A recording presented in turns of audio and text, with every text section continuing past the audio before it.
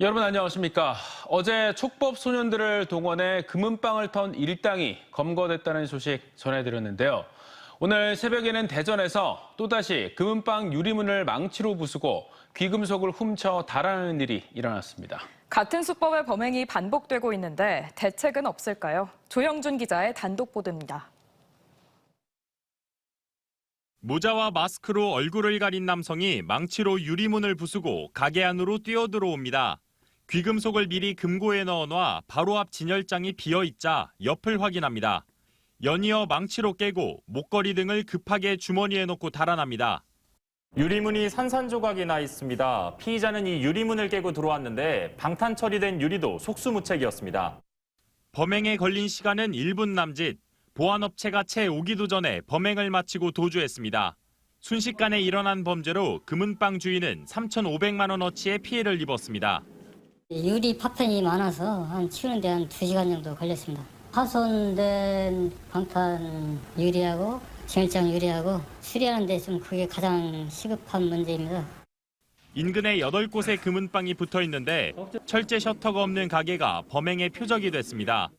지난 6월 대전 중구와 유성구에서 발생한 촉법소년 일당 금은방 절도 사건과 같은 수법입니다. 이 같은 피해를 피하려면 값이 많이 나가는 귀금속은 금고에 보관하고 출입문에 철제 셔터를 보강하는 등 주의가 요구됩니다. 처분하기 쉬운 것들을 가져가려고 하는 경향이 있기 때문에 사실 관리 측면에서도 조금 더 신경을 쓰셔야 될 거고요. 한편 경찰은 금은방 절도 직후 30대로 보이는 남성이 달아나는 모습을 CCTV로 확인하고 용의자를 추적하고 있습니다. TJB 조형준입니다. 대전에서 대한민국 수영계의 새로운 샛별이 탄생했습니다. 대한민국 수영 역사 최초로 세계 주니어 수영 선수권에서 당당히 동메달을 따낸 양하정 선수인데요.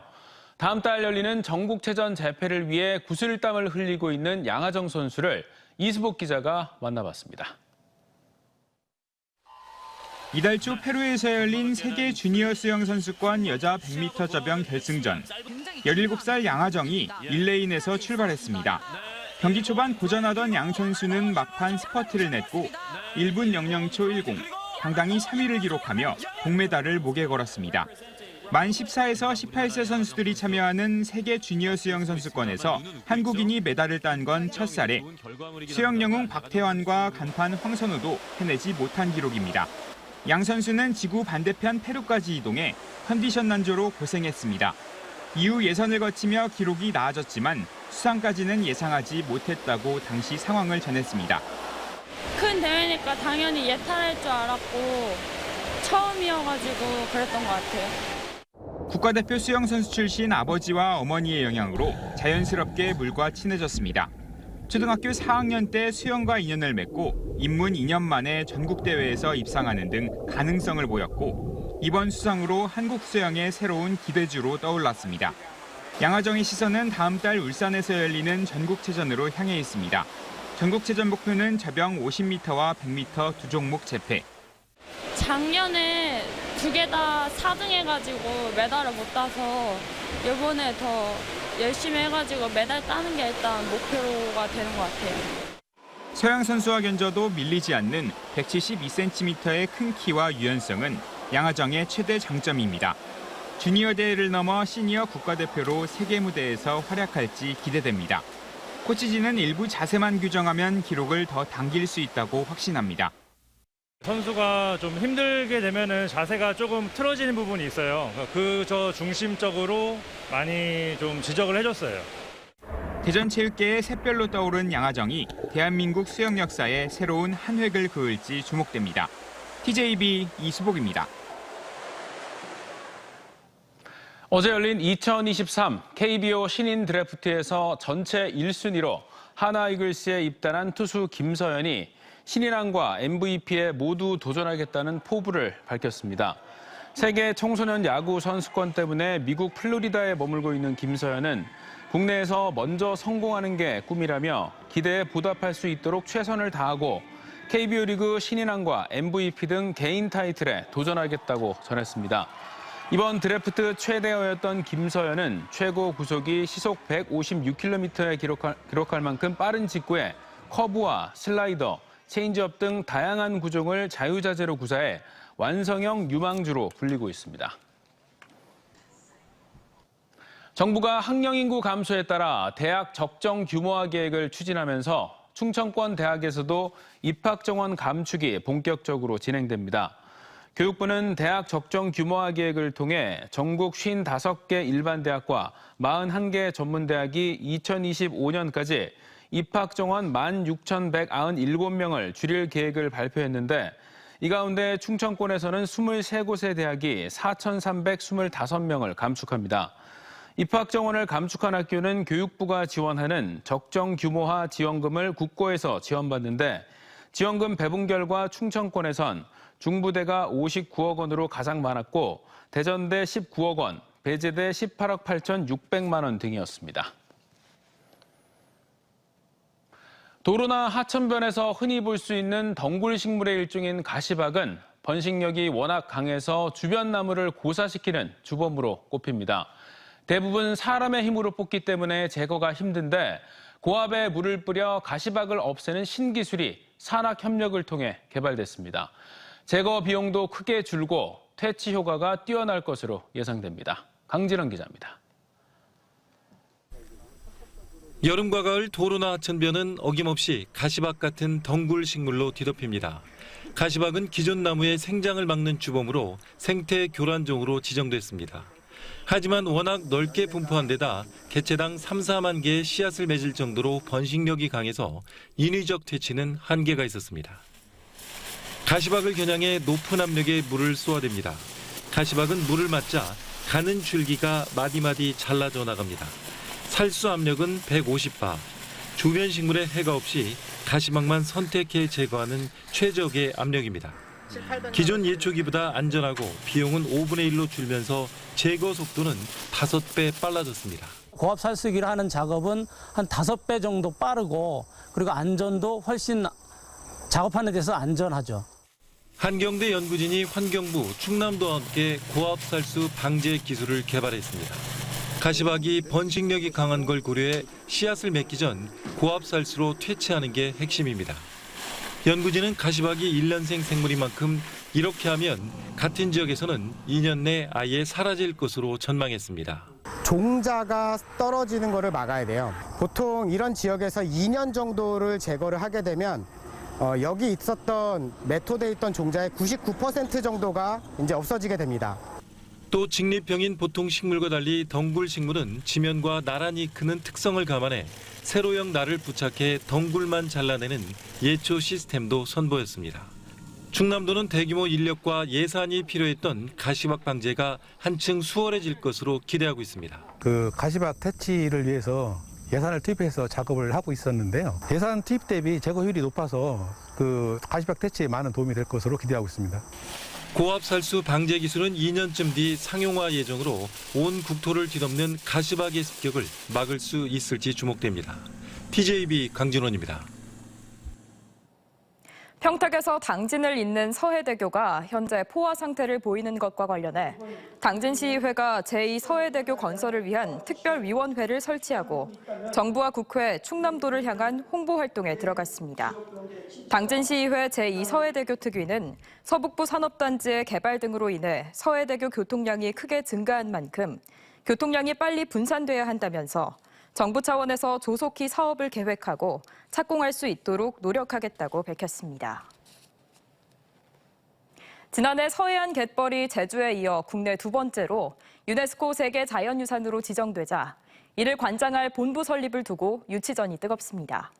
서천군이 전남 신안군, 전북 고창군과 함께 치열한 3파전을 벌이는 가운데 충남의 모든 시장 군수들이 모여 총력 지원을 다짐했습니다. 김세범 기자입니다. 민선 8기 충남 시장 군수협의회 첫 회의. 상견례 성격이지만 오늘은 다음 달 선정을 앞둔 갯벌 세계 자연유산 보존본부 유치에 나선 서천군에 힘을 실어주는 자리입니다. 유네스코가 지난해 7월 전남에서 전북을 거쳐 충남 서천까지 1293km에 달하는 서해안 갯벌을 세계 자연유산지구로 지정하자 해양수산부는 이를 관리 운영할 기관 설립을 공모한 겁니다.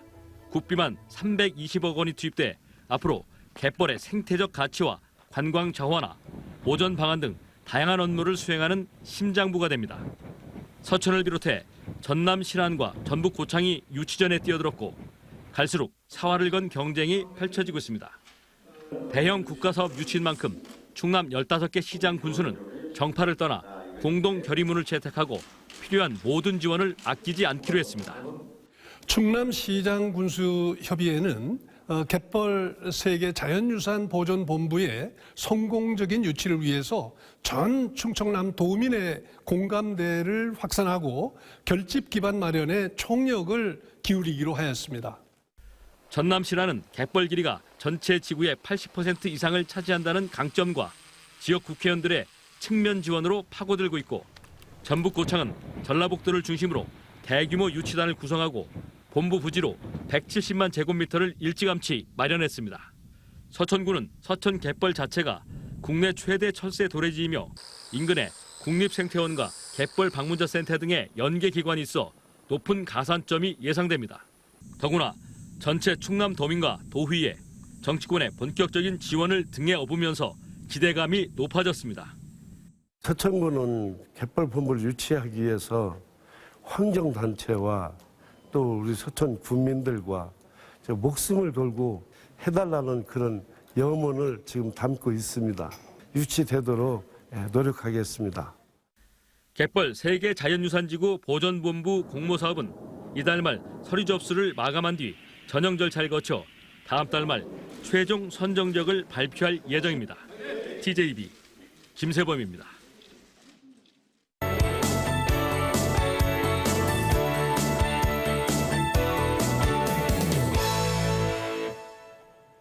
민선 8기 새로 선출된 단체장들의 실천 의지와 이슈에 대한 생각을 들어보는 특별 기획보도 약속입니다. 오늘은 백성현 논산시장의 약속인데요. 윤석열 대통령의 본향인 만큼 지역 발전에 대한 기대감과 또 육사 이전과 국방산단 등 국방도시로의 비전도 밝혔습니다. 이재곤 기자입니다.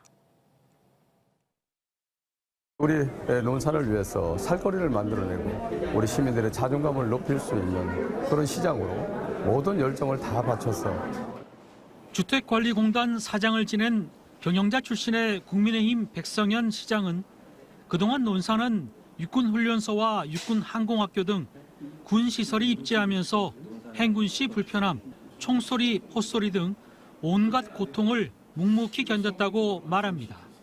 정부도 이제 선물을 줄 때가 됐다는 겁니다. 그 모든 것을 다 묵묵히 견디고 이겨내고 인내하면서 이제는 당당한 논산으로 만들어내서 회복시켜야 되겠다. 그것이 바로 논산의 가치를 빛내게 하는 일이다. 백 시장은 국방 특례시로 도약이 바로 그 선물이라며 기존에 입지한 육군훈련소와 국방대학에 이어 육사 이전 또 국내 최초의 국방국가산단 지정을 제시합니다. 국방 클러스터 완성으로 경제 발전과 일자리를 가져올 수 있다는 겁니다. 남북권의 새로운 성장 동력의 견인처적인 역할을 할 수 있는 것이 바로 우리 국방산업단지고 군사관학교를 논산에 유치하겠다는 말씀이 계셨기 때문에 이건 대통령께서 아마 차근차근 실천을 하시리라 이렇게 보고 있습니다. 농촌을 살리기 위해서는 청년 농업인에게 수지 맞는 농업이 되도록 희망을 줘야 한다며 식품 대기업과 협력, 농산물 가공 활성화, 비용 절감을 위해 모든 지원을 아끼지 않겠다는 각오입니다. 우리 농업인들은 생산만 하고 판매나 유통, 수출까지도 우리 시에서 행정적으로 적극적으로 뒷받침을 할 수 있는 그런 제도를 지금 마련해 두고 있습니다. 백 시장은 논산은 윤 대통령의 본향인 만큼 발전에 대한 기대도 크지만 인구 소멸 도시로 자존심도 많이 상해 있는 상태라며 국방과 농업, 관광 3축으로 새롭게 도전하겠다고 말합니다. 이제 농촌에 뿌리를 내려서 청년들이 살아도 인생에 손해보지 않는다라고 하는 그 인식의 전환, 그런 농촌 지역으로 탈바꿈시켜주는 정책의 전환이 같이 병행돼야 된다 이렇게 생각을 합니다. TJB 이재곤입니다. 충남에서 하루 사이 코로나19로 10명이 숨지고 대전에서도 2명이 사망하는 등 우리 지역에서 사망자가 12명이 늘었습니다. 다만 대전과 세종, 충남의 하루 신규 확진자 수는 4,153명으로 전날보다 1,500여 명 줄면서 감소세를 이어갔습니다. 대전에서는 전날보다 300명 줄어든 1,604명, 충남은 1,000명 감소한 2,113명, 세종도 150명 줄면서 436명이 확진됐습니다. 대전고법 형사 1-2부는 친딸의 기저귀를 제때 갈아주지 않아 염증으로 뼈까지 녹아내리게 한 20대 부부에게 징역 1년에 집행유예 2년의 원심 판결을 유지했습니다. 이들 부부는 지난 2017년 생후 9개월 된 친딸의 기저귀를 잘 갈아주지 않고 씻기지도 않은 채 방치했고 우측 고관절에 화농성 염증이 생겨 뼈의 일부가 녹아내리기도 했습니다. 재판부는 방임으로 아이가 뇌 손상까지 있었다면서도 양육할 자녀가 더 있다는 점을 고려했다고 판시했습니다. 지난해 11월 대전 서구 월평동의 한 대로에서 별다른 이유 없이 가로수 경계석을 던져 오토바이 운전자를 숨지게 한 혐의로 기소된 대전시 6급 공무원 58살 A씨가 항소심에서도 원심과 같은 징역 4년형을 받았습니다. 대전고법 제1-2 형사부는 국과수 CCTV 분석 결과를 보면 A씨가 충돌 현장을 주시하는 등 사고를 인지했지만 별다른 구호 조치 없이 택시를 타고 떠났다면서 피해 유가족들이 엄벌을 탄원하고 비난 가능성이 높다고 밝혔습니다. 다만 초범인데다 우발적인 범행으로 보이고 A씨가 앓고 있는 정신질환도 범행의 주 원인 중 하나라면서 1심 판단이 합리적이라고 판시했습니다. 오늘 오전 10시쯤 보령시 남포면 봉덕리에서 재성리 방향으로 좌회전하던 5톤 화물차가 옆으로 넘어지며 57살 운전자가 숨졌습니다.